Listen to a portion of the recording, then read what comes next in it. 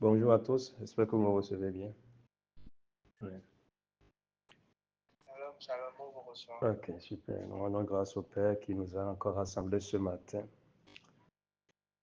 pour écouter sa parole de grâce qu'il a pour nous. Amen. Euh, Sans plus attendre, nous allons parcourir un peu les Écritures dans un contexte biblique toujours. Je vais nous demander de pouvoir ouvrir nos Bibles dans le livre d'Ésaïe 45, un verset qu'on connaît tous déjà. Donc, Ésaïe 45, versets 5 à 7, qui aujourd'hui fait office de test de base pour notre message de ce jour. Ésaïe 45, versets 5 à 7. Je le lis dans la version Nouvelle Bible Seconde. Ésaïe 45, versets 5 à 7, qui dit ceci. Je suis le Seigneur, Yahweh, comme on peut dire, et il n'y en a pas d'autre à part moi, il n'y a pas de Dieu. Je t'ai préparé au combat sans que tu me connaisses, afin que l'on sache du soleil levant au couchant qu'en dehors de moi, il n'y a que néant. Je suis le Seigneur Yahweh et il n'y en a pas d'autre. Verset 7. Je façonne la lumière et je crée les ténèbres. Je fais la paix et je crée le malheur. C'est moi, le Seigneur Yahweh, qui fait tout cela. Je relis encore. Isaïe 45, verset 5 à 7, la version Nouvelle Bible Seconde. Je suis le Seigneur Yahweh et il n'y en a pas d'autre. À part moi, il n'y a pas de Dieu. Je t'ai préparé au combat sans que tu me connaisses, afin que l'on sache du soleil levant au couchant qu'en dehors de moi, il n'y a que néant. Je suis le Seigneur Yahweh, et il n'y en a pas d'autre. Verset 7, je façonne la lumière et je crée les ténèbres. Je fais la paix et je crée le malheur. C'est moi le Seigneur Yahweh qui fait tout cela. Vous voyez, quand on lit ce passage, vous remarquerez avec moi que par deux ou trois fois, le Seigneur insiste sur quelque chose. Il dit, je suis le Seigneur. Je suis le Seigneur. Et il n'y en a pas d'autre. Il insiste dessus. Pourquoi? Pourquoi cette insistance du Seigneur alors qu'il s'adressait à Cyrus? Précisons le contexte. Cyrus qui était un roi païen, comme on le dit aujourd'hui. Voilà, un roi païen, donc quelqu'un d'un peuple qui ne connaissait pas en vrai l'Éternel, donc il n'était pas du peuple d'Israël. Mais le Seigneur s'adressait à lui en ces termes, et quand vous relisez un peu dès le début de ce chapitre d'Ésaïe 45, vous remarquerez que le Seigneur dit à mon serviteur, à mon oint Cyrus, alors que ce dernier était un roi païen, quelqu'un qui était un idolâtre selon l'intelligence humaine, selon la pensée humaine, d'un point de vue humain du monde, quand on voit Cyrus, on dirait, voilà un païen, voilà un idolâtre. Mais du point de vue du Seigneur, du Créateur, le Seigneur ne le percevait pas ainsi, le Seigneur ne le voyait pas ainsi, mais le Seigneur le considérait comme son serviteur à lui, le Seigneur le considérait comme son oint à lui. Mais à l'apparence, pour nous les hommes, si on voyait ce Cyrus, on va dire voilà un idolâtre. Et c'est exactement l'attitude que nous avions encore aujourd'hui quand nous voyons bien de l'autre semblable et on se dit qu'ils sont dans des pratiques, je ne sais quoi, et donc on leur colle une étiquette. Mais quelle est la perception du Seigneur sur ces personnes? Cela donne sujet à réflexion. Bon, ce n'était pas le sujet du jour. Allez, je recentre le message. Alors, ce matin, il s'agit de quoi? Il s'agit de pouvoir mettre en évidence une vérité essentielle dont on a déjà parlé ici, mais il est toujours bien de revenir sur ça avec d'autres précisions utiles pour une meilleure compréhension. À savoir donc que notre Père, le Créateur des cieux et de la terre, le Maître de l'univers, nous apporte une information de taille, à savoir qu'il est le Seigneur et qu'en dehors de lui, il n'y a rien. En dehors de lui, c'est le néant total. Alors, déjà, quand il dit qu'il est Seigneur, qu'est-ce que cela signifie pour nous concrètement? Ça veut dire que tout lui appartient. Et il insiste sur ça. Quand vous relisez le passage, vous voyez qu'au moins par deux fois, il revient sur ça. Donc, il y a cette notion d'insistance pour montrer que c'est important.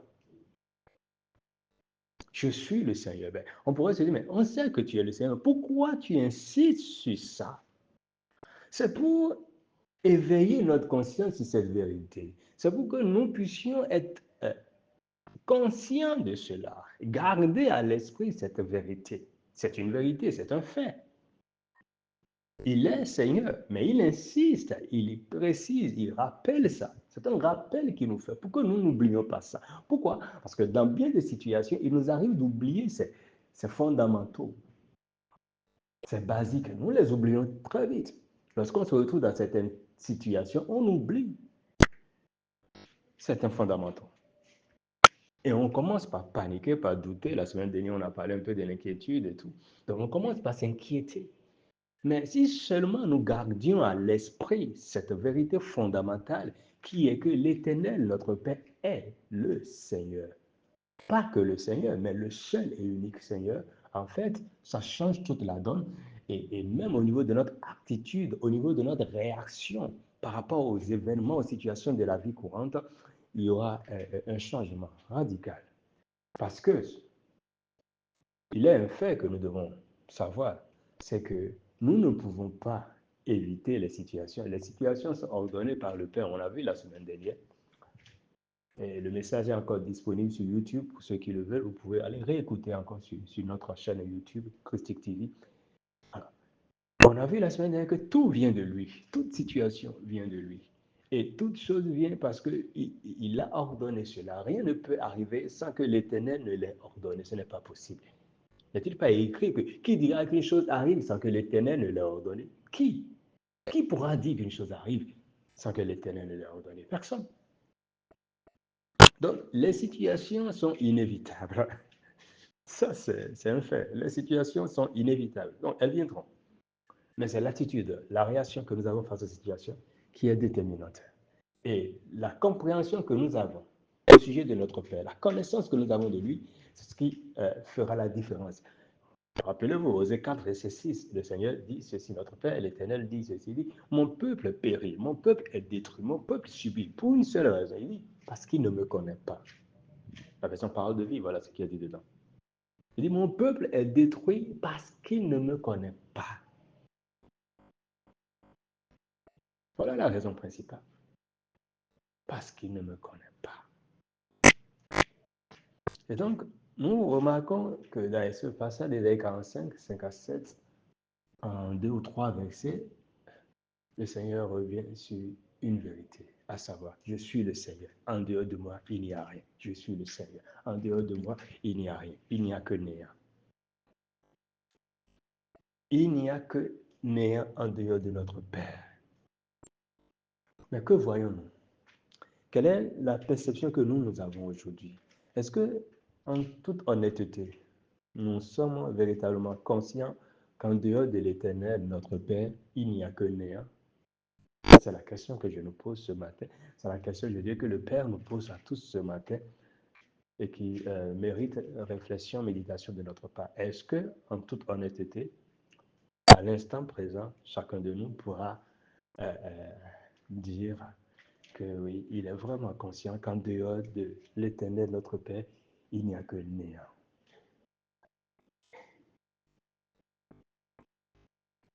Est-ce qu'on peut le dire? Est-ce qu'on en est vraiment conscient? Vous savez, on va aller en profondeur tout à l'heure, ne vous en faites pas. Et on va mieux comprendre de quoi il s'agit. Parce que quand on le dit comme tel, quelqu'un peut se dire oui, oui, mais il y a des esprits, il y a tel démon, il y a tel ci, c'est même écrit dans la Bible, il y a ci, il y a ça. On va me citer plein de versets. Les versets, comme j'aime le dire, les versets ne manqueront pas. Ça, c'est une certitude. Donc, ce n'est pas la bonne approche de raisonner en termes de versets. Versets, tu vas trouver verset pour tout. Même pour tuer ton prochain, il y a des versets pour ça. Est-ce qu'on est d'accord? Donc, ce n'est pas une question de versets. Les versets ne manqueront pas. Non. Mais il s'agit de voir les choses du point de vue du Père. Et c'est ce que Paul nous dit d'ailleurs. Il dit, voyez les choses du point de vue de Dieu. Voyez les choses de son point de vue. Je pourrais dire quelque chose qui peut choquer quelqu'un peut-être. Il ne s'agit pas de voir les choses du point de vue de la Bible, parce que Dieu n'est pas la Bible. Dieu est au-dessus de la Bible. Mais il s'agit de voir les choses du point de vue de Dieu. Je ne sais pas si vous voyez un peu la nuance.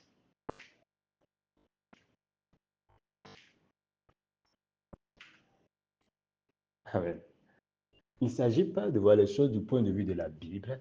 Il ne s'agit pas de voir les choses du point de vue du frère Giscard. Il ne s'agit pas de voir les choses du point de vue du frère Jean Petit, du frère Emmanuel, du frère Francky. Non, non, non. De la sœur Joséphine, non. Il ne s'agit pas de voir les choses du point de vue d'un leader ecclésiastique, fut-il bishop, trésor, infinishop, non. D'un prophète intergalactique des nations, non. Il ne s'agit pas de voir les choses du point de vue même de l'apôtre Paul. Oh oui. Je me rappelle un jour, maman Patricia est là, elle peut témoigner parce qu'on était sur le même forum dans le temps et c'est elle qui m'a même informé qu'on m'a éjecté du forum sans que je le sache. Et donc il y avait eu un débat, une discussion et j'avais apporté quelques clarifications et tout. C'était sur le combat spirituel, quelque chose de ça. Et le pasteur qui a créé le groupe WhatsApp en question, qui était un bon ami à l'époque, pourtant, vous voyez. Mais mon intervention ne l'a pas plu parce qu'ils sont dans leur logique, vous comprenez un peu. Bon. Et ils sont allés, il va jusqu'à dire, mais donc ce jeune homme-là, il se permet de remettre en cause ce que le grand apôtre Paul a écrit. Vous voyez un peu la perception des gens. Donc, comme si donc ce que Paul a écrit fait office de vérité universelle. Non, pas forcément. Paul a écrit selon la part que le Père lui a donnée de comprendre. Mais ce que Paul a écrit n'est pas au-dessus du Seigneur lui-même. Ce que Paul a écrit demeure ce que Paul a écrit, bien que ce soit dans la Bible. Dieu n'est pas la Bible. Dieu est au-dessus de la Bible.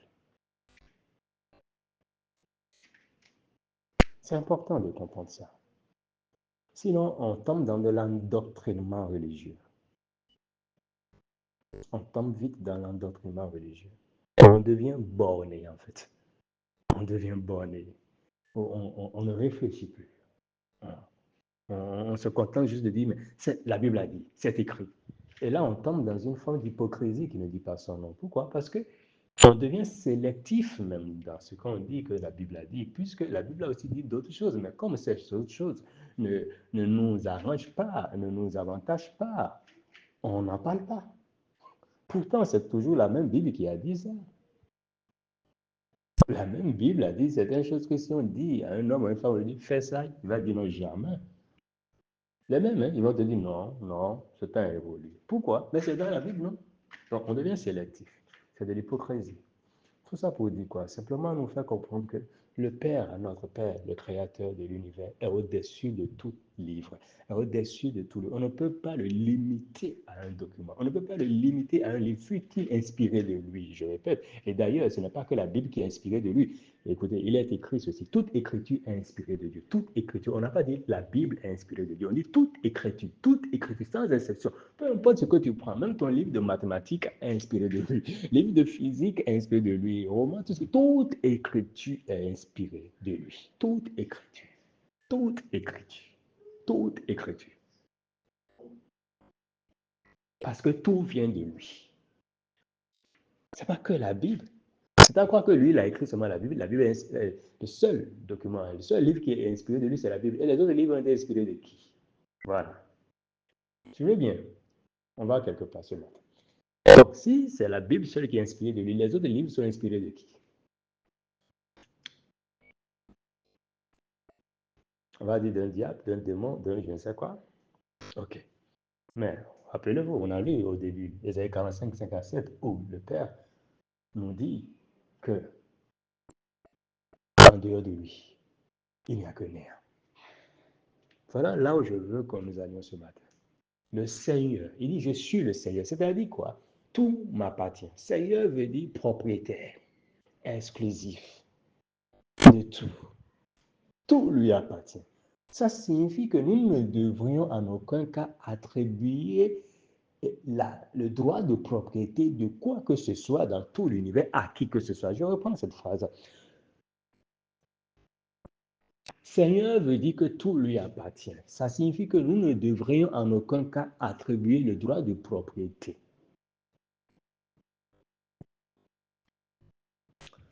qui que ce soit dans tout l'univers. Le droit de propriété de toute chose appartient à l'Éternel seul. Le droit de propriété de toute chose appartient à l'Éternel seul. Sans exception, peu importe ce que tu me cites, si tu n'arrives pas à reconnaître que le droit de propriété de toute chose dans tout l'univers appartient uniquement, exclusivement à l'Éternel, si tu n'arrives pas à être conscient de cela, il se pose un problème véritable. Et c'est quoi ce problème? Il se pose le problème que, en fait, tu ne reconnais pas alors l'Éternel comme Seigneur. Tout simplement. Tu peux chanter qu'il est Seigneur, mais au fond de toi, ça signifie que tu ne reconnais pas qu'il est Seigneur. Parce que si tu reconnais véritablement qu'il est Seigneur, implicitement, tu dois savoir que le droit de propriété sur toute chose dans tout l'univers, lui, appartient à lui seul et à personne d'autre. Il n'y a pas de Seigneur. Et lui-même, il fait si bien de le préciser. Il dit, en dehors de moi, il n'y a rien. Que personne ne nous trompe sur cela. En dehors de moi, il n'y a rien. D'autres versions disent, en dehors de moi, c'est le néant. Bon, alors dites-moi, quand on dit qu'il y a le néant quelque part, est-ce que tu peux trouver autre chose encore là? Le néant, c'est quoi? Le néant, c'est le vide. Il n'y a rien là. Mais comment nous arrivons à voir autre personne, autre être dit spirituel, autre esprit, autre entité? Comment arrivons-nous à voir autre chose, autre Dieu, autre divinité? Comment on arrive à voir ça? Alors que notre Père, l'Éternel, en qui nous disons croire, dont nous clamons être les enfants, lui, il dit qu'en dehors de lui, il n'y a que le néant. Expliquez-moi. Ne voyons-nous pas qu'il se pose manifestement un problème?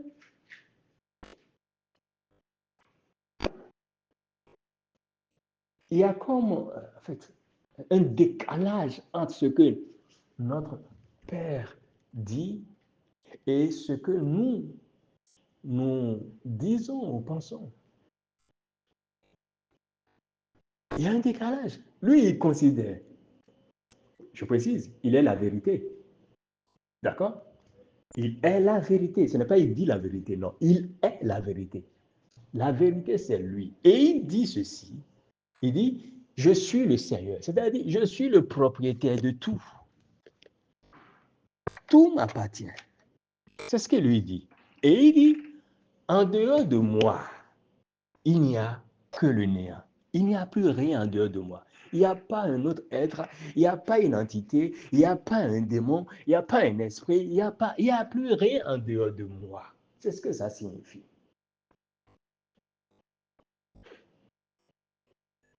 Pour vous, en dehors de moi, il n'y a rien.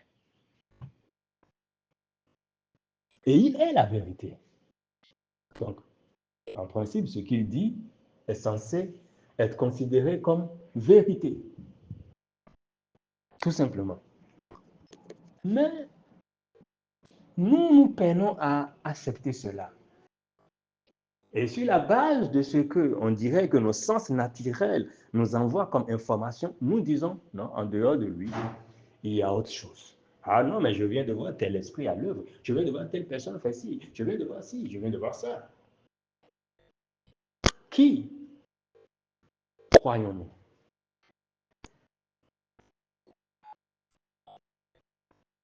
À quelle parole donnons-nous du crédit? Quelqu'un va dire, mais là, moi j'ai fait tel rêve, moi j'ai vécu telle expérience. Mon frère, ma soeur, ton expérience reste ton expérience, ton vécu reste ton vécu. Et la plupart du temps, ton expérience ou ton vécu, ou mon expérience ou mon vécu, sont généralement le fruit ou la résultante de notre ignorance manifeste. Donc, une expérience faite sur fond d'ignorance ne saurait être prise comme parole d'évangile à prêcher aux autres. Mais malheureusement, c'est ce qui est le cas aujourd'hui, où quelqu'un, au regard de l'expérience qu'il a eue, va prendre ça maintenant et ça devient, il établit ça en doctrine. Tout le monde suit. Du coup, l'ignorance de Tartapian devient la doctrine de toute une communauté de personnes. C'est bien dommage. Mais bon, c'est ce que le Père a prévu. On va dire ça comme ça. Et alors, donc, le Seigneur, notre Père, dit, je suis le seul Seigneur. En dehors de moi, il n'y a que le néant.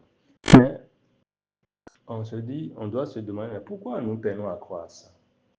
Mais, sur quoi il se base pour dire ça? La vérité est qu'il n'y a pas que lui, il y a d'autres choses. On parle, même dans la Bible, on lit, on dit, les faux dieux, on parle de divinité dans la Bible, on parle des idoles dans la Bible. Mais comment lui peut dire qu'en dehors de lui, il y a le néant? Il y a un problème. Pourtant, on nous dit que la Bible est inspirée de lui. La Bible est la parole de Dieu. La Bible est ci, la Bible est ça. Mais voilà que lui, il dit encore dans la même Bible, il dit que qu'en dehors de lui, c'est le néant, il est le seul Seigneur, tout lui appartient. Mais comment? Alors, quand on dit que le diable dit que telle chose lui a été donnée, telle chose lui appartient, mais finalement, ça dit que non, le diable a certaines choses, Dieu a certaines choses, mais le Seigneur, le Dieu Tout-Puissant dit que non, je suis le seul Seigneur. Alors, il y a une confusion. La Bible est pleine de confusion. Pour se dire ça, non, il n'y a aucune confusion. Tout dépend comment je vais dire, à partir de quel angle tu regardes les choses, tu observes les choses. Et c'est là où on va atterrir ce matin rapidement. Et pour ça, on va lire 2 Corinthiens 5. 2 Corinthiens 5, versets 16 à 17.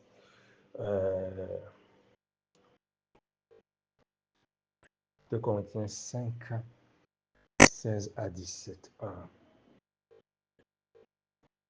Je lis dans la version TPT. Si quelqu'un a une autre version, je crois qu'il y a une version, je le cherche dans une version. Il y a une version où on parle de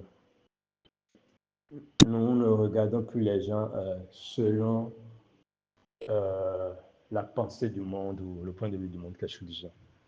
C'est une version anglaise. Si quelqu'un trouvait ça, il peut la notifier. D'accord, je lis d'abord la version TPT. 2 Corinthiens 5, 16 à 17. Verset 16, version anglaise TPT. Ainsi, désormais, nous refusons de juger les gens uniquement sur leur apparence extérieure, car c'est ainsi que nous voyions autrefois loin, mais nous ne le voyons plus avec notre perception humaine limitée.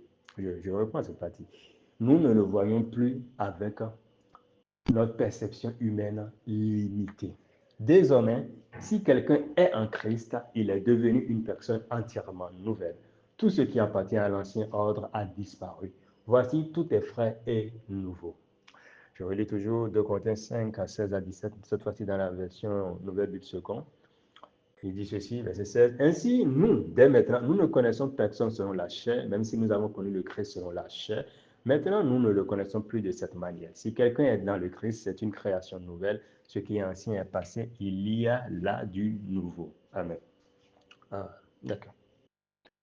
Je m'arrête là.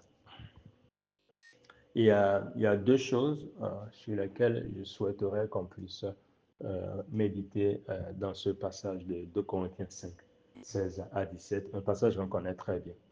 La première chose, c'est au niveau du verset 16 où il a dit substantiellement que désormais, nous refusons de juger les gens, de regarder les gens sur la base de notre perception humaine limitée. Nous refusons de voir les gens, d'apprécier, de porter des jugements de valeur sur les gens sur la base de notre perception humaine limitée. Et donc, quel est le point dans ce verset de 2 Corinthiens 5, 16 sur lequel je vais insister ce matin? C'est que le point est que notre perception humaine est limitée. Voilà. Ça, c'est un postulat que nous devons noter. C'est important qu'on garde ça à l'esprit. Nous devons garder à l'esprit que notre perception humaine est limitée. Notre perception humaine est limitée. Ça, nous devons le savoir, en être pleinement conscient, que notre perception humaine est très, très, très limitée. Donc, tu ne peux pas te baser sur la perception humaine que tu as pour apprécier des choses. Non, tu feras fausse route. Notre perception humaine est limitée. C'est comme ça. Du coup, nous ne devrions pas avoir une perception humaine des choses. Parce que aussi longtemps que nous aurions une perception humaine des choses, en fait, nous allons passer à côté. Nous allons passer à côté. Puisqu'il est dit, c'est pas moi qui ai écrit, hein, c'est écrit là, dans ce plan, vous avez lu, 2 Corinthiens 5,16, que la perception humaine est limitée. Donc, voir les choses avec la perception humaine, apprécier des choses avec la perception humaine, c'est rester limité. Alors, si tel est le cas, comment devons-nous voir les choses? Nous devons voir les choses avec la perception divine, selon la perception du Père. Puisque lui, il est illimité, donc sa perception forcément est également illimitée. Et cela nous amène donc au deuxième point sur ce passage de 2 Corinthiens 5, 16 à 17, sur lequel je veux aussi insister. Le deuxième point, parce que là, quand je parle ainsi, on pourrait se demander, mais comment pouvons-nous voir les choses du point de vue du Père? Comment pouvons-nous avoir la perception divine? Comment on peut le faire? Comment on y arrive? Et donc, ça amène au deuxième point, il a dit, si quelqu'un est en Christ, il est devenu personne entièrement nouvelle.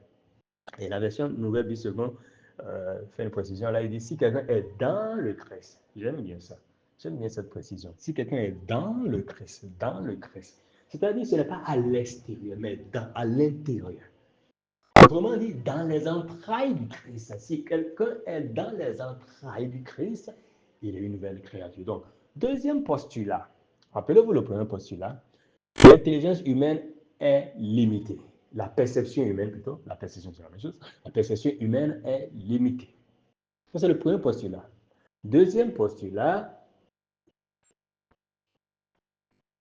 nous sommes dans les entrailles de Christ. Notons ça. Deuxième postulat, nous sommes dans les entrailles de Christ. Du Seigneur, de notre Père. Et qu'est-ce qu'il dit? Il dit qu'il est le Seigneur et qu'en dehors de lui, il n'y a que néant. Donc, il est important qu'on soit conscient de là où nous sommes. Il est important que nous soyons conscients de l'environnement dans lequel nous sommes. Parce que voilà le point véritable. C'est que nous ne sommes pas conscients de l'environnement dans lequel nous vivons. On chante, on crie, on dit « Je suis en Christ ». On a rien chanté encore tout à l'heure. Ouais. Mais on n'est pas conscient que, en fait, c'est un environnement. Christ est un environnement. Christ est un environnement à l'intérieur duquel nous vivons. Nous sommes dans un environnement, dans un milieu donné. Et donc, il est dit, si quelqu'un est dans le Christ, dans le Christ, à l'intérieur du Christ, est-ce que tu sais que tu es à l'intérieur de quelqu'un? Est-ce que tu sais que tu es à l'intérieur de celui à qui tout appartient? Est-ce que tu sais, quand je dis tu sais, ce n'est pas de manière informative, mais je parle de manière consciente. Est-ce que tu sais, est-ce que tu es pleinement conscient de ce que tu vis, tu demeures, tu résides à l'intérieur de Christ, à l'intérieur du maître de tout l'univers, à l'intérieur de celui qui a créé les cieux et la terre, à l'intérieur de celui à qui tout appartient, à qui tout est soumis, à qui tout obéit? Est-ce que tu sais que tu vis à l'intérieur de lui? Tu ne vis pas. Comment je vais le dire? Peut-être que physiquement, la perception humaine te fait croire que tu es peut-être à Yaoundé, à Douala, en Centrafrique, au Congo, au Bénin, au Togo, au Mali, en Chine, aux États-Unis, en France, je sais où. Mais laisse-moi te dire qu'en fait, en vérité, tu n'es pas là. Mais là où tu es véritablement, c'est dans les entrailles du Christ. En fait, nous sommes plus conscients du naturel que du spirituel. Et ça, c'est une erreur. Nous devons être plutôt conscients du spirituel que du naturel. Nous devons être beaucoup plus conscients du fait que nous sommes dans le Christ que du fait que je suis dans ma maison à Calabi ou à Codomé ou à Cotonou, je ne sais pas où. Non. devons être plus conscients de ce que nous sommes dans le Christ, dans les entrailles du Christ. C'est là où nous sommes domiciliés. Notre lieu de résidence permanent, c'est là, dans le Christ, dans les entrailles du Christ. Exactement l'image que j'ai de ça, et c'est là où on va atterrir ce matin. L'image que j'ai de ça, c'est l'image des bébés dans les entrailles de leur mère. Cette semaine, je pense, en début de semaine, ou semaine dernière, j'étais tombé sur une vidéo comme ça, et qui m'a vraiment... j'ai apprécié, bon, après la personne est dans son schéma, mais l'illustration, je l'ai trouvée assez pertinente. J'ai dit, mais c'est vrai. Je partageais ça même avec Jean PJ. Je disais, mais c'est quand même vrai ce qui est dit là. Imaginez un peu, je ne sais pas si peut-être vous êtes déjà aussi tombé sur cette vidéo. Euh, Imaginez que le bébé, deux bébés dans les entrailles de leur mère, des enfants, des jumeaux peut-être, qui sont dans les entrailles de leur mère, qu'est-ce qu'ils voient? Qu'est-ce que ces bébés voient? De quoi sont-ils conscients? Est-ce que ces bébés te voient, toi et moi? Est-ce qu'ils savent que nous existions? Est-ce qu'ils sont conscients de notre existence? Non, s'il vous plaît, que quelqu'un ouvre son micro pour répondre. Ah, je veux bien que ce soit interactif. Peut-être c'est moi qui me trompe. Deux bébés dans les entrailles de leur mère, des jumeaux, de quoi sont-ils conscients? Qu'est-ce qu'ils voient? Dites-moi. Parce que là, ils sont dans un environnement, ils baignent dans le liquide amniotique, comme on dit, et tout. Voilà, ils sont dans les entrailles de leur mère. Alors, qu'est-ce qu'ils voient, ces bébés-là?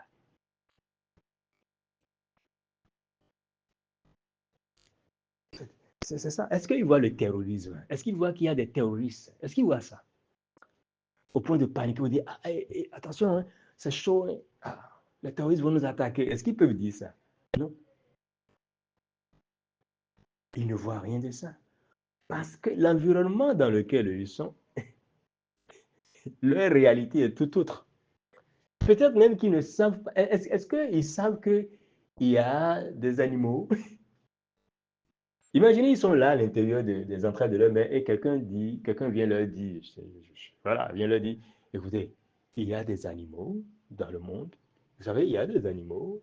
Il y a un animal qu'on appelle le chien, il y a un animal qu'on appelle le chat, ce sont des animaux domestiques. Il y a le lion, il y a la panthère, il y a tel animal, il y a tel animal, il y a tel animal. Ils vont dire non. Pourquoi? Parce qu'ils ne voient pas ça dans leur environnement où ils sont. À l'intérieur, dans les entrailles de leur mère, il y a pas un animal là, il n'y a pas un chat, un chien, un lion, un léopard, il n'y a rien de tout ça. Donc ils vont dire non, c'est faux. Pour eux, ça n'existe pas. Pour eux, ce n'est pas possible. Il n'y a rien de tel. Parce que dans leur environnement, ils ne voient pas ça. Tout est question de perception. Ils ne voient pas ça. Ils ont leur réalité. Que peut-être nous, on ne sait pas. De même, nous, on est sur la terre, voilà. On, on ne sait pas ce qui se passe à l'intérieur pour eux. On ne sait pas. On va juste spéculer, mais on ne sait pas précisément. Donc, tout est question d'environnement. Et c'est pourquoi le Père, lui, de son point de vue, il dit, je suis le Seigneur. En dehors de moi, il n'y a que néant. Et nous nous retrouvons où? Dans ses entrailles. Et donc, il est important que nous aussi, nous puissions percevoir les choses de la même manière, être conscients qu'il n'y a que néant véritablement. Et c'est là où le bas blesse, c'est là où ça coince souvent à notre niveau. Parce qu'on a des difficultés, on dit, mais non, mais je vois telle chose. Alors, rappelez-vous, la perception humaine est limitée. Arrête d'évoluer avec la perception humaine. Elle est limitée. Tu vas me dire, mais il y a telle réalité, mais tu ne sais pas ce que moi je traverse, tu ne sais pas ce que je vis. Moi, j'ai vu tel démon, j'ai vu tel esprit de mes yeux, j'ai vu, on a chassé le démon du corps de la... J'ai vu l'esprit parler, et toi, tu viens me dire quoi?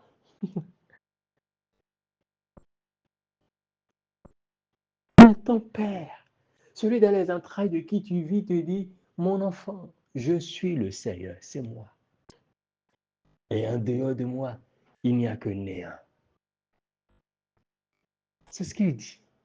En dehors de moi, il n'y a que néant.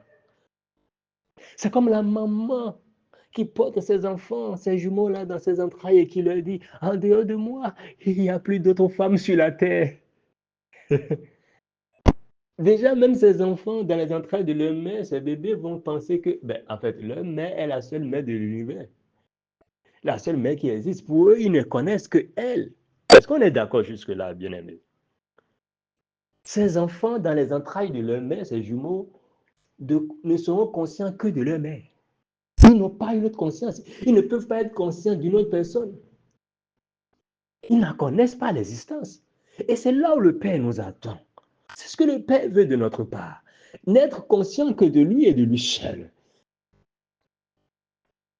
Mais malheureusement, aujourd'hui, bien de personnes qui clament être enfants de Dieu sont plus conscients d'autres personnes, d'autres êtres, d'autres esprits que du Père véritable. Il y a un problème. Et on remplit les assemblées et on passe le clair du temps, 99% du temps, à parler d'autres personnes.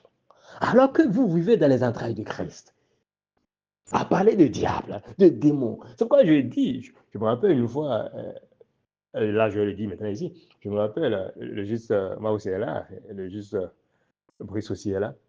Je me rappelle une fois, on était en train de discuter et j'ai sorti une phrase et qui avait choqué sur le coup le juste moi. Vous allez dire, mais non, comment tu peux dire ça? Mais après, quand j'ai développé, il a compris et tout. Voilà. Et je disais, en fait, le diable n'existe pas.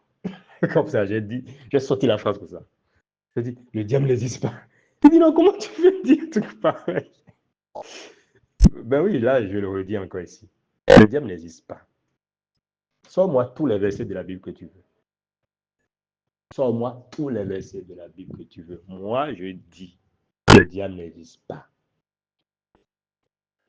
Et avant de t'en prendre à moi, laisse-moi t'expliquer. Ok. Avant de me jeter les pierres, laissez-moi m'expliquer. Ah, ok, j'explique. Comme je le disais tantôt, les bébés qui sont dans les entrailles de leur mère, si tu leur dis qu'il y a une autre mère qui existe, est-ce qu'ils vont croire ça? Est-ce que pour eux, une autre mère existe? Non.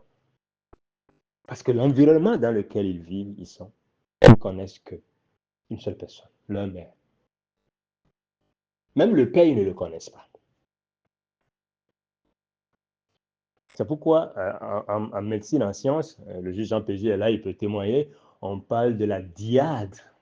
Il y a la dyade, mère-enfant. Et vous allez voir, donc, quand l'enfant naît, l'enfant a un attachement plus pour sa mère. Et d'où, maintenant, il faut que cette dyade devienne une triade. Il faut que le père essaie maintenant de trouver sa place dans cette dyade qui existait depuis plus de 9 mois. Et c'est là où, par exemple, beaucoup de papas échouent. Il y a certains papas qui n'arrivent pas à trouver leur place. Parce que l'enfant, naturellement, a un attachement pour sa mère. Étant resté là, et se nourrissant de... En fait, il vit dans l'environnement de la mère. Il se nourrit de la mère. Donc, quand il sort, il ne connaît pas le papa, le roi lui est étranger. Et donc, il faut qu'on passe de la dyade à la triade.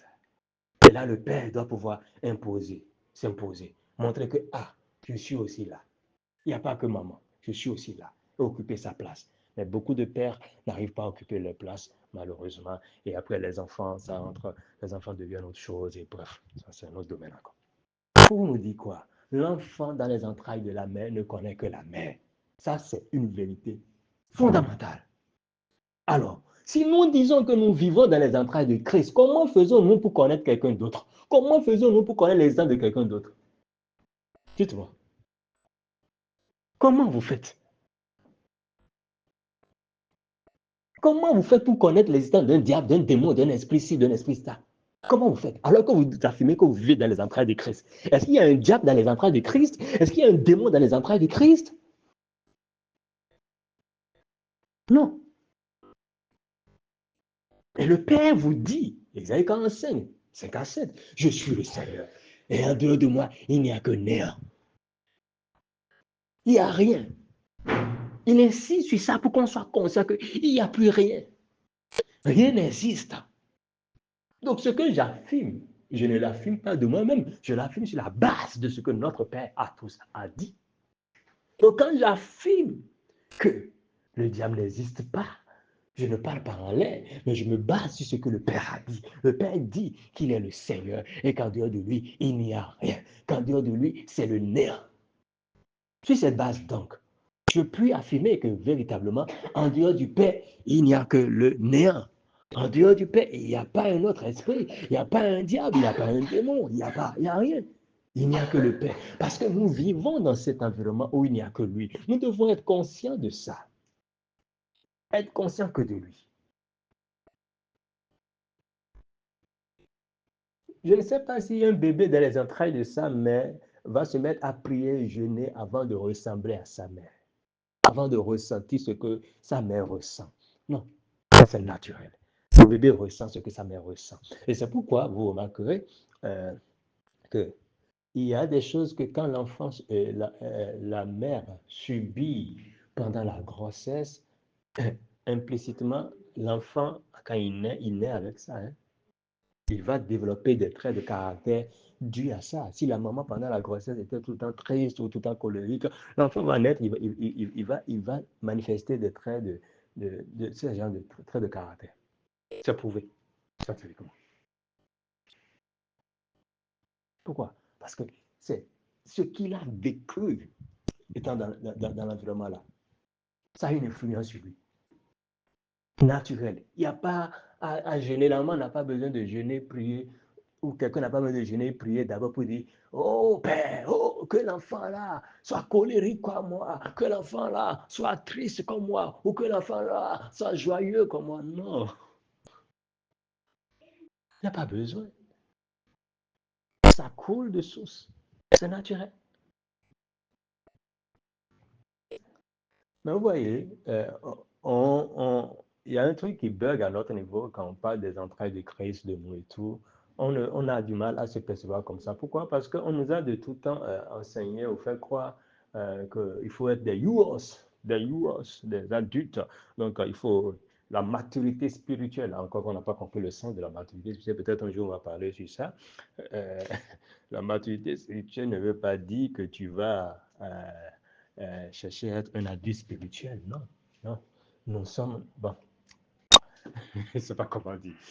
Nous, nous sommes dans le Christ et aux yeux de notre Père, nous restons ses enfants, des petits enfants, comme des bébés dans les entrailles, comme des bébés. C'est comme ça que nous devons nous voir. Mais le problème est que nous nous voyons trop comme déjà adultes, en fait. Du coup, c'est normal. Est-ce qu'un bébé, est-ce qu'un adulte reste dans. Avez-vous déjà vu un adulte dans les entrailles de sa mère? Non. C'est un bébé qui reste dans les entrailles. On est d'accord. Et donc, quand il est écrit que nous sommes dans le Christ, autrement dit, nous sommes dans les entrailles de Christ, euh, ça signifie que aux yeux du Père, nous sommes comme des enfants, comme des bébés, en fait. Aux yeux de notre Père. Voilà comment nous sommes. Et donc, nous devons avoir une perception spirituelle de, de tout. Nous devons avoir une perception spirituelle de tout en réalité. C'est-à-dire percevoir tout à partir de notre position véritable, à savoir depuis les entrailles de Christ. Depuis les entrailles de Christ. C'est ça notre position. C'est ça notre environnement.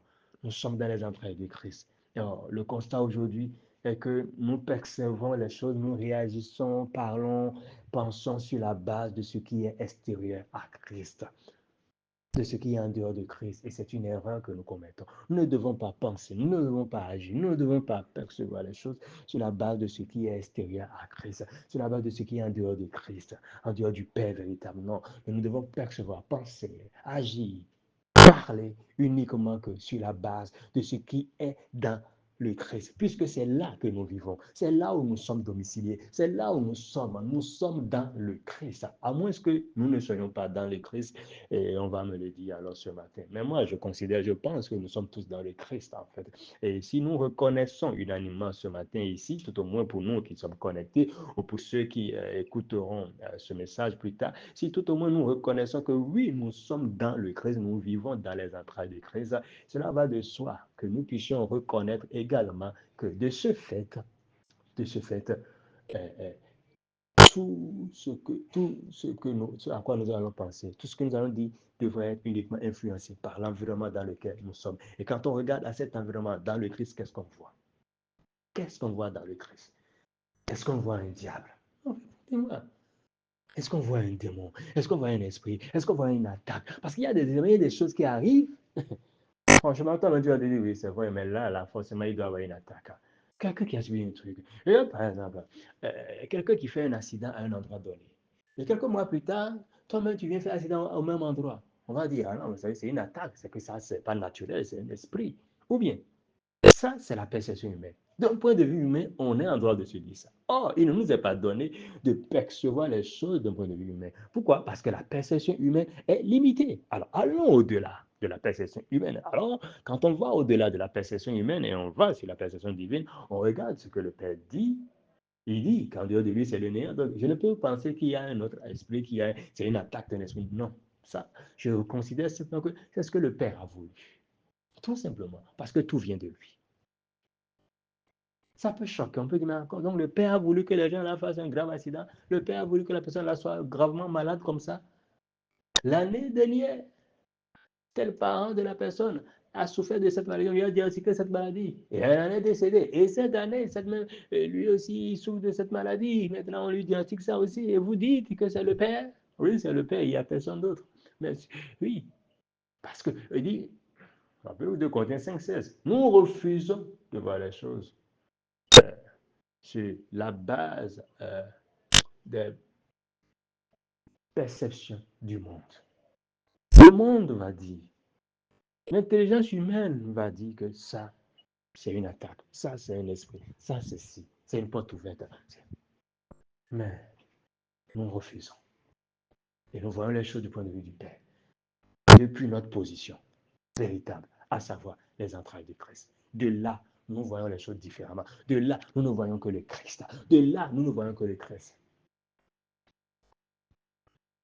Et plus on développerait ça, on comprendra ça, en fait, c'est même plus facile. Il n'y a même plus lieu de dire, quand on tourne vers lui, les regards, on est dans lui. Parce que tu n'es que dans lui. Là, vraiment, tu veux voir qui?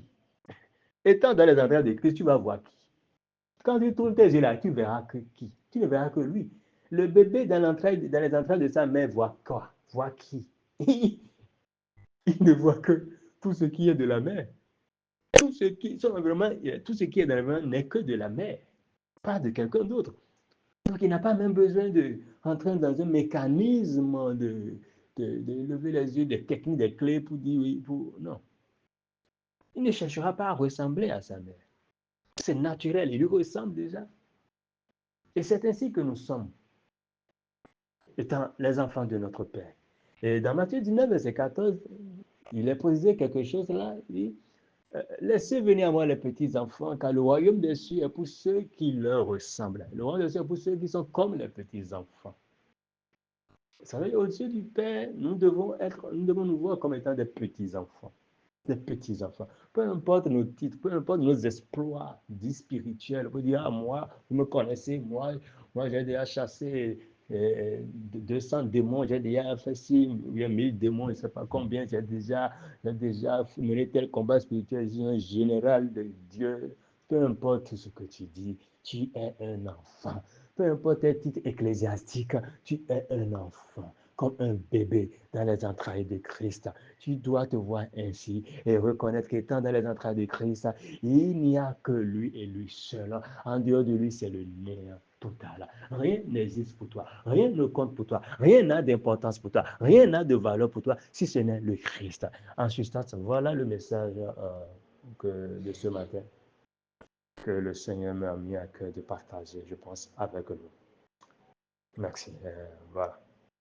Vous avez la parole pour des questions. C'est fort possible qu'il y ait des questions au regard de tout ce que j'ai développé. J'ai dit des choses sans doute avec lesquelles vous n'êtes pas d'accord. Ça va, je comprends. Donc, sentons-nous libres de poser des questions pour aller en profondeur ou de faire des apports. Vous avez des apports ou voilà.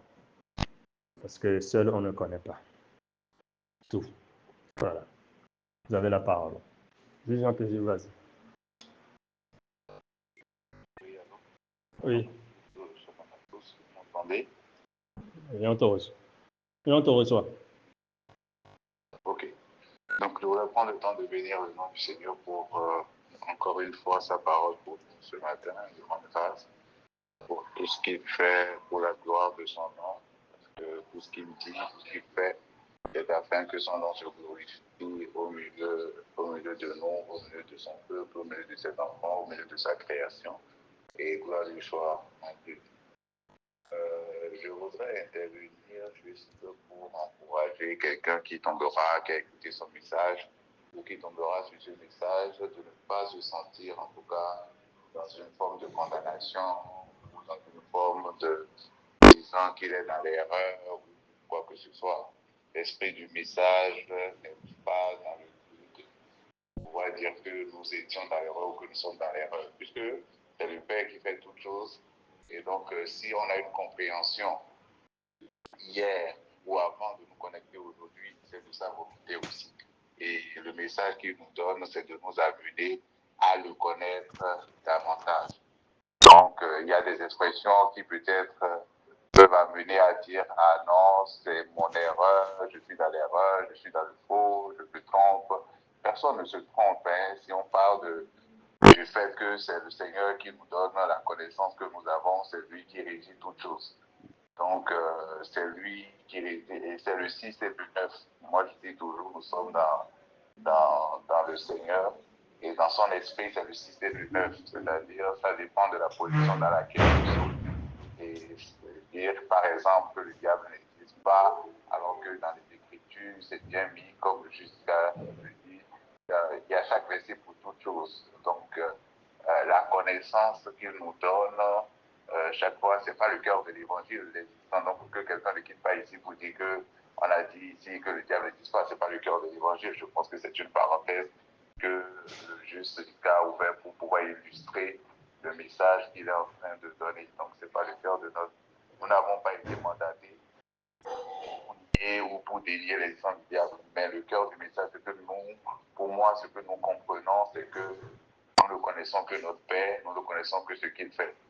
Et c'est pour ça l'illustration du bébé dans le ventre de la mère est très expressive. Elle est très expressive du cœur de ce que du cœur du message du Père pour nous ce matin.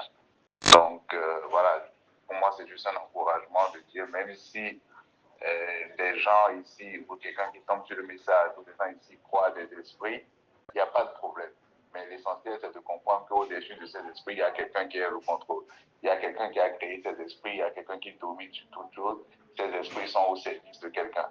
En fait, pour moi, c'est le cœur de ce qu'il faut reconnaître, de savoir que quand le Père dit qu'au-delà de lui, il n'y a que néant, c'est de reconnaître que c'est lui qui est le boss, c'est lui qui connaît toutes choses, c'est lui qui est au contrôle de toutes choses, tout est à son service. Même nous-mêmes qui parlons, tout est à son, rien n'échappe à son contrôle.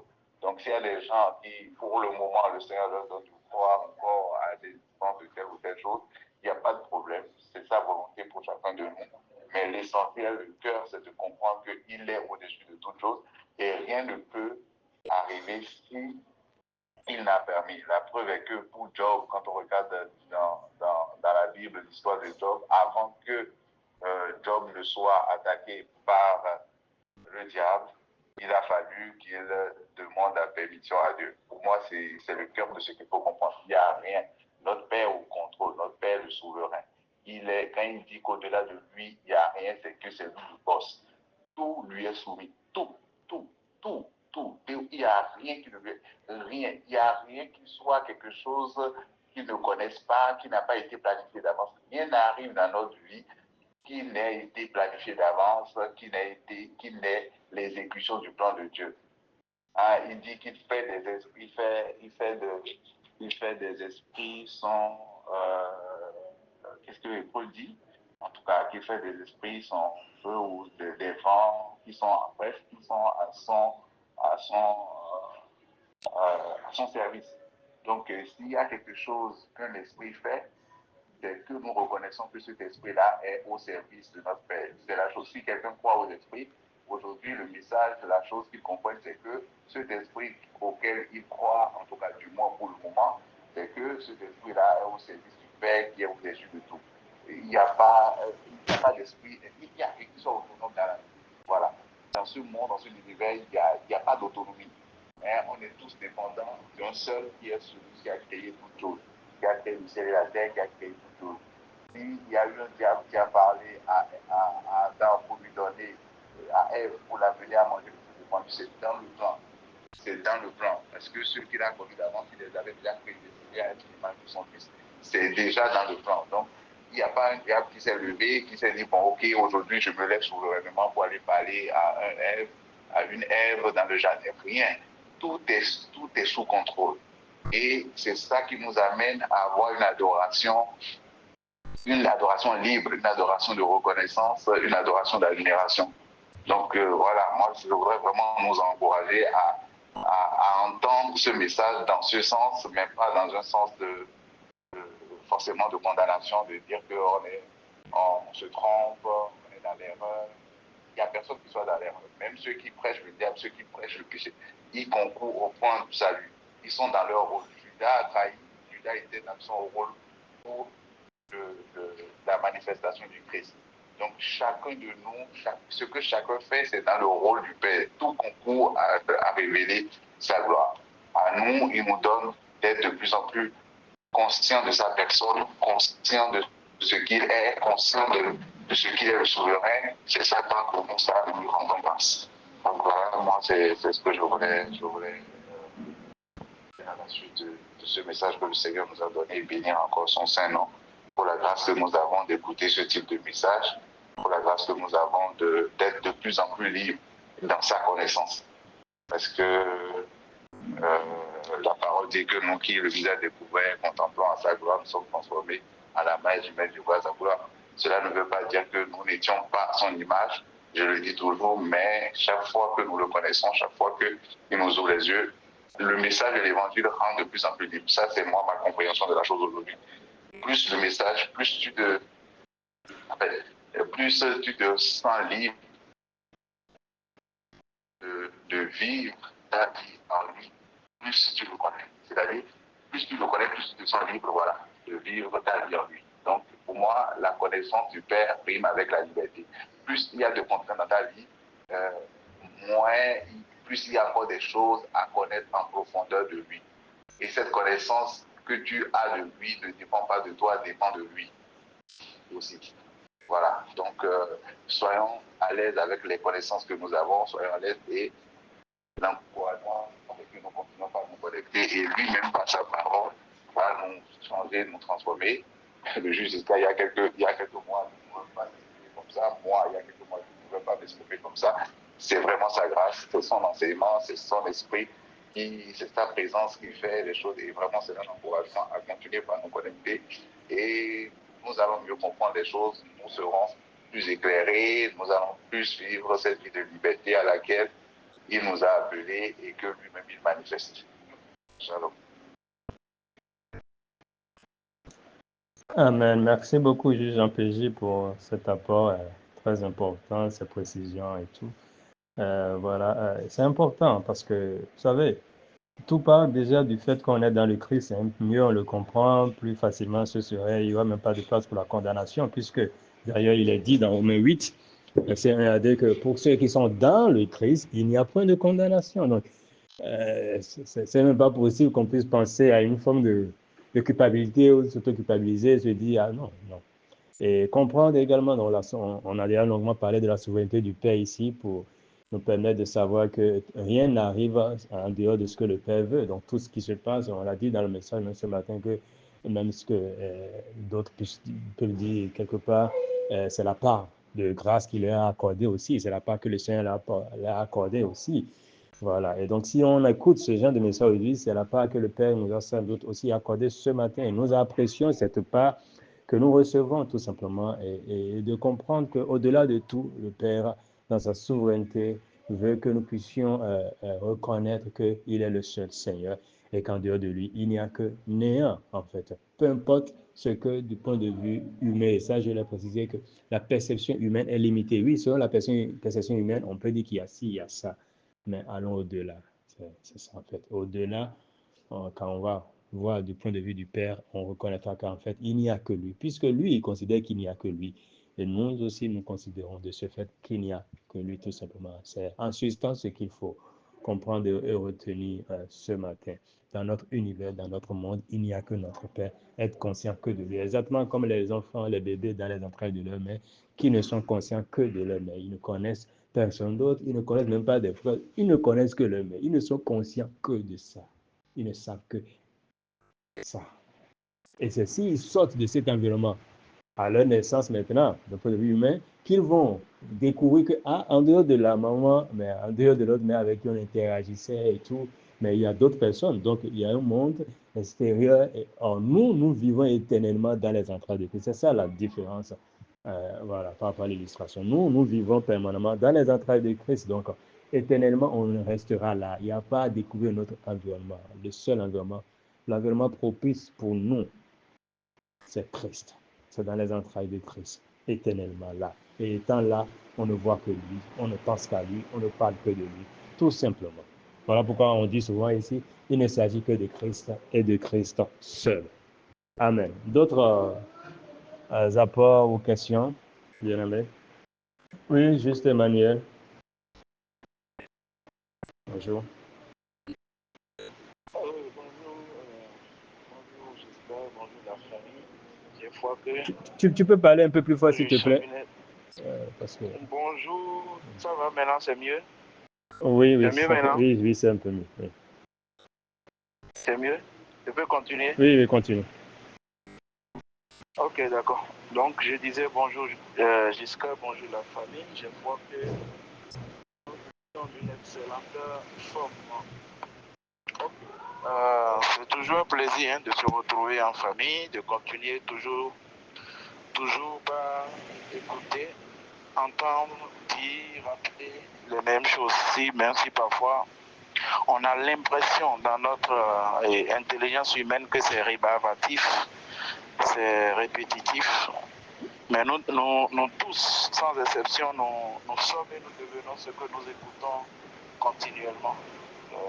Comprenez mon langage quand il dit nous sommes et nous devenons ce que nous écoutons continuellement.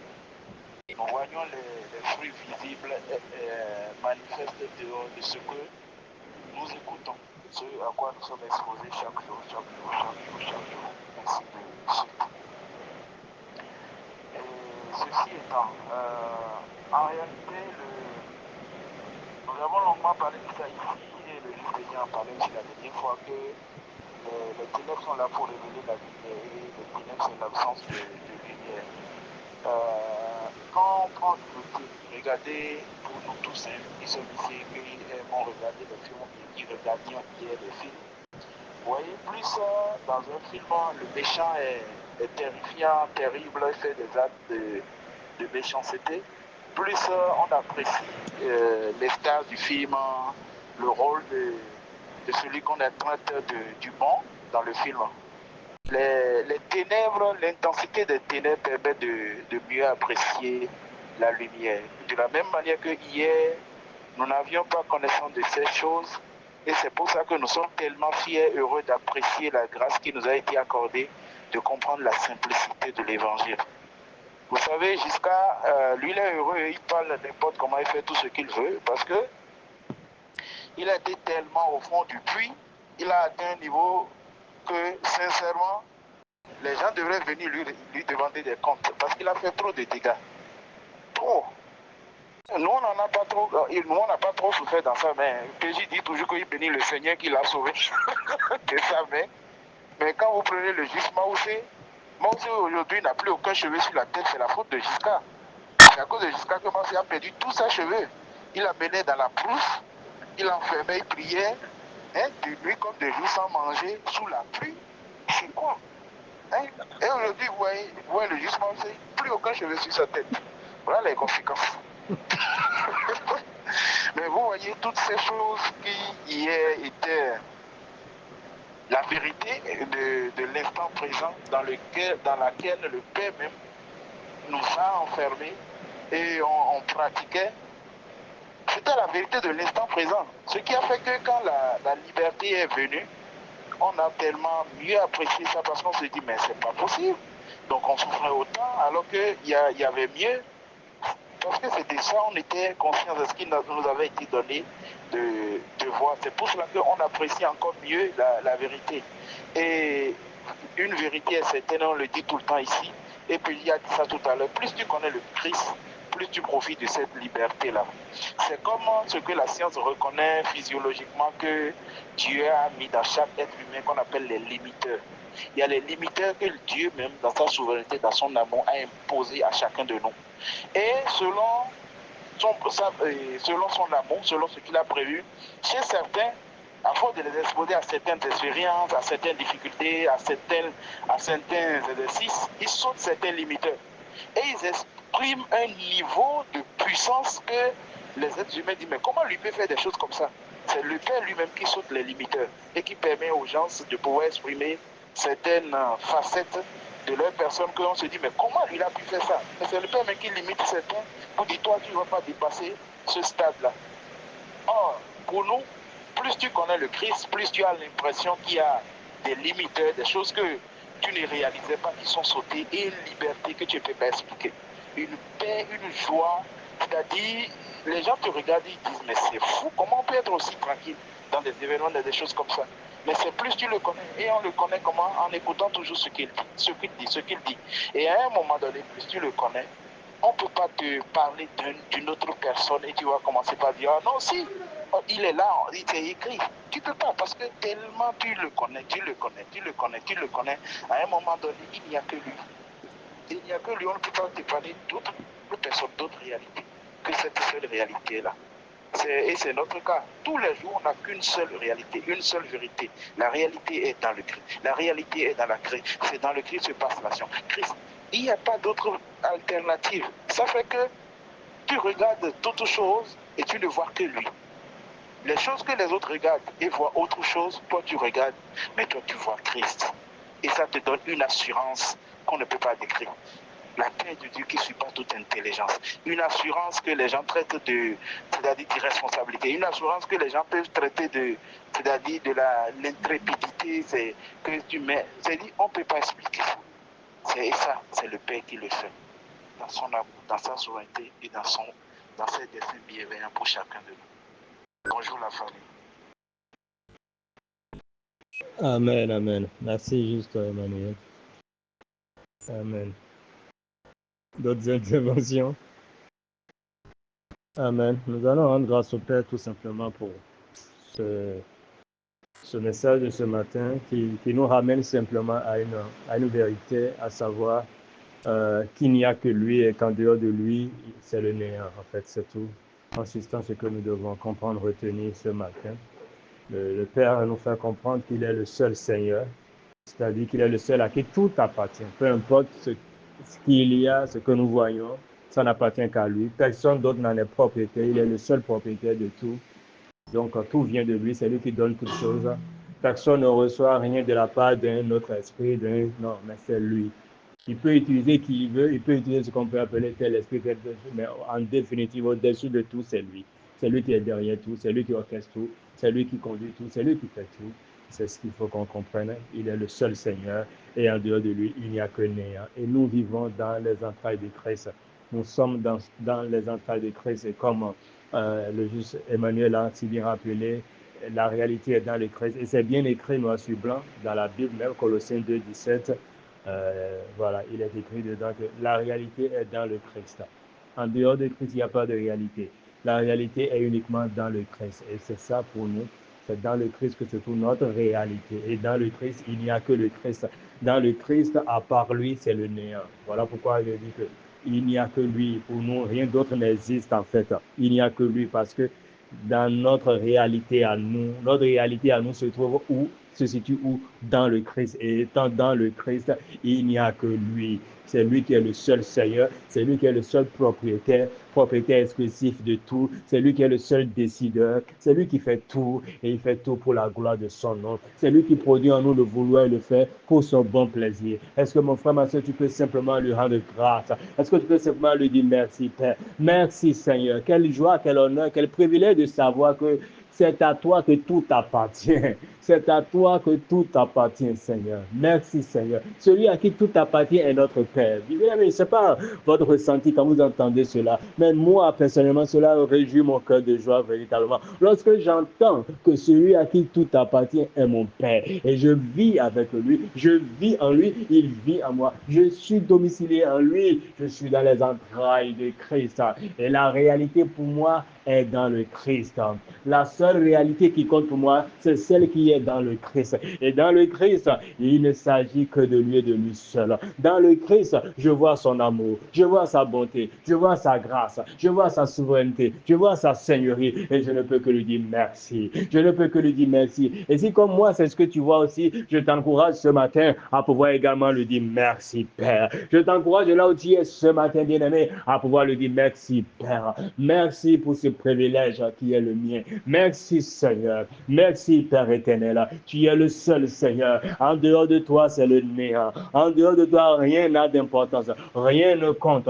Il n'y a pas d'attaque. Il n'y a rien. Il n'y a que toi. Et c'est toi qui fais toutes choses. Ce que les gens appelleront attaque du point de vue humain, sur la base de la perception humaine qui est limitée, moi j'appelle cela la souveraineté du Père. Parce que c'est ça qui est la vérité. Parce que c'est toi qui décides de tout. Rien ne se fait en dehors de ta volonté. Rien ne peut être manifeste en dehors de ce que toi tu as prévu d'avance.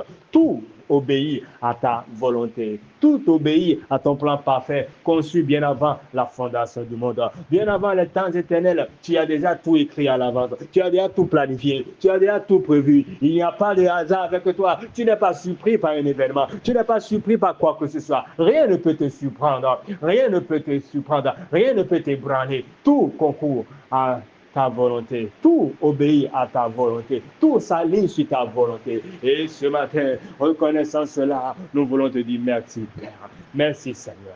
Amen. Amen, amen, amen. Alléluia.